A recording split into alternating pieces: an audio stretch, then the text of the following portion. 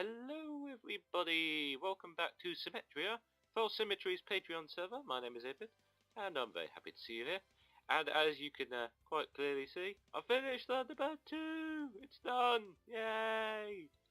Oh, it took so much work, so much hardened clay, and so much everything, but I'm so glad it's finally done and done. Oop. Oh, it's been so much. I can't even tell you how much work it's been, but I'm just really happy with how it came out. So we're going to go have a look at it. There was a ladder heading up into it, but I fixed that. I'll head this way. Obviously I haven't made any progress on anything around here just yet. I mean, I've been kind of a bit distracted by Thunderbird 2, but let's head up here. Because I've connected it up to the nether portals now. Gonna head in here. And which way is it? Oh, always get a frame rate drop just as soon as I get in the nether. There we go. So just come down here to the left, and then there's this one here.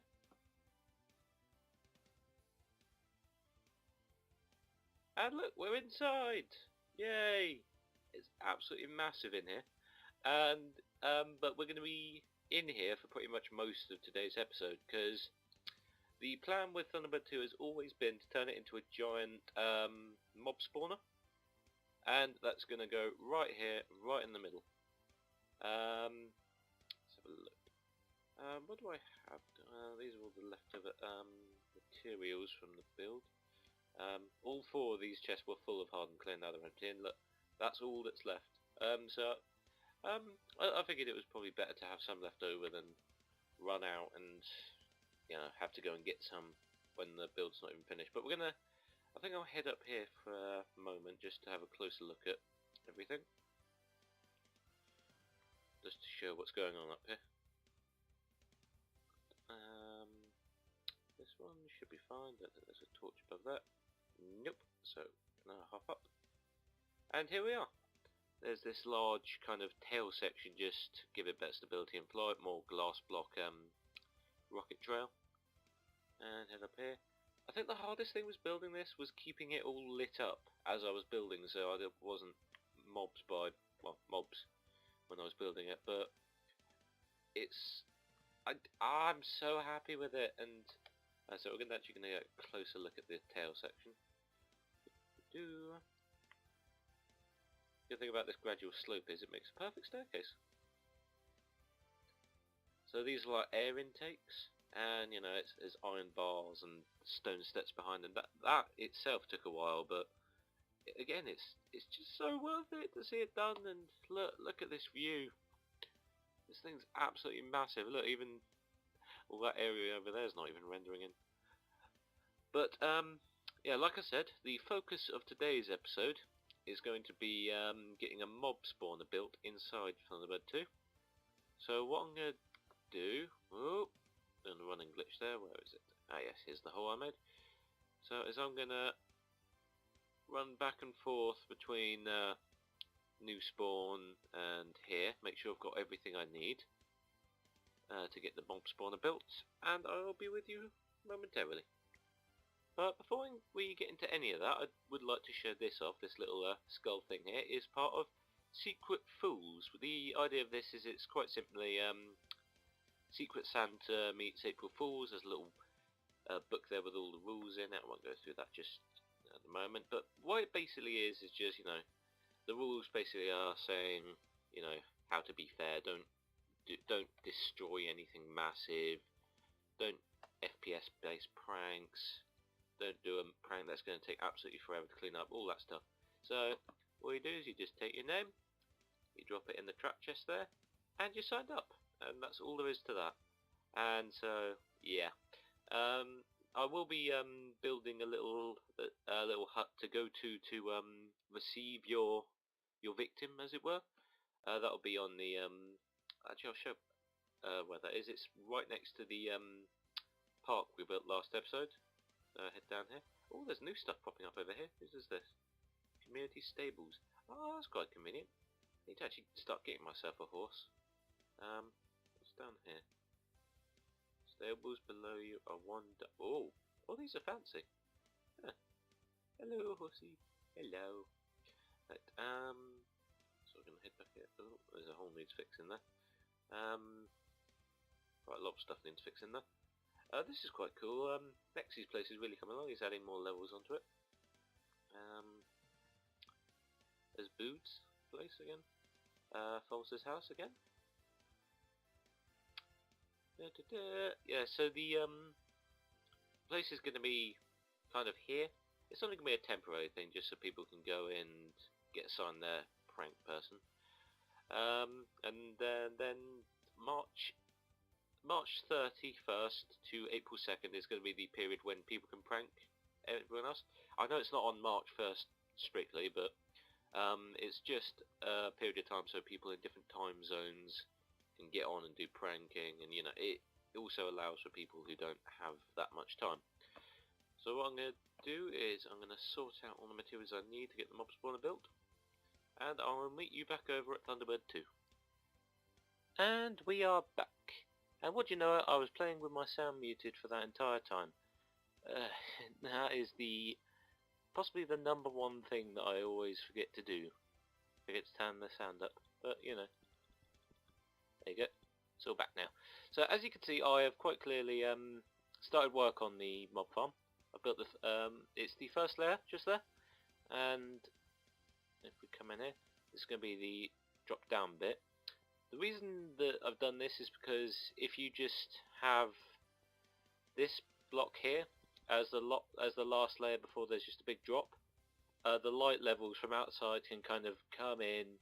I don't know how it works specifically. I'm not hugely in tune with the mechanics of this game, but the light levels can kind of come up and seep into this, and let's just hop up here. And if they get onto these pads here, which you can see I've already lit up, then it can lower the efficiency of the farm, and obviously that's not good. So I've taken care of that, and what we're going to do is we're going to start by doing this. So yeah, this is a mob farm by Mumbo Jumbo, and I would highly recommend going and checking it out if you've never seen it before. It's a really good design. He's built it on his the Hermitcraft map. He's only been on there since season 2, so he's built it twice now. I don't know why I'm saying only, but there we go. And it serves him quite well, so I figured why not do the same. Oh cripes! I didn't want to do that. No, I've dropped it. Oh, right, I need to build some kind of stairs here anyway, in case worst comes to the worst and I have to climb back up. There we go.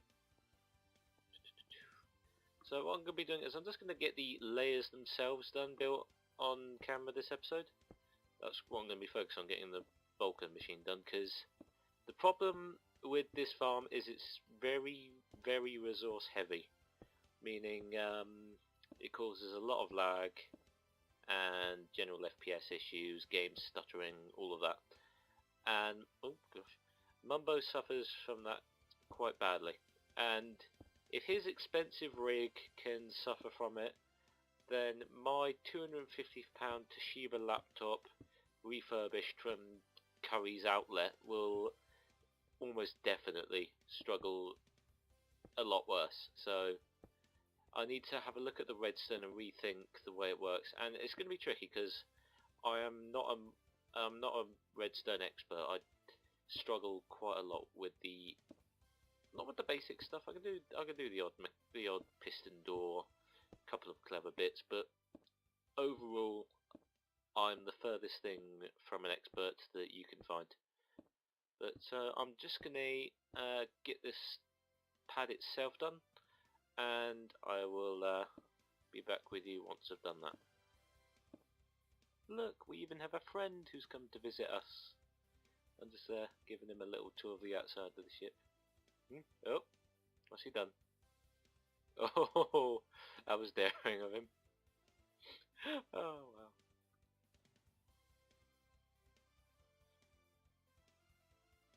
Oh, no, what's he doing? Ah! No! Oh, so close. So close I can actually reach up. Wah, wah, wah.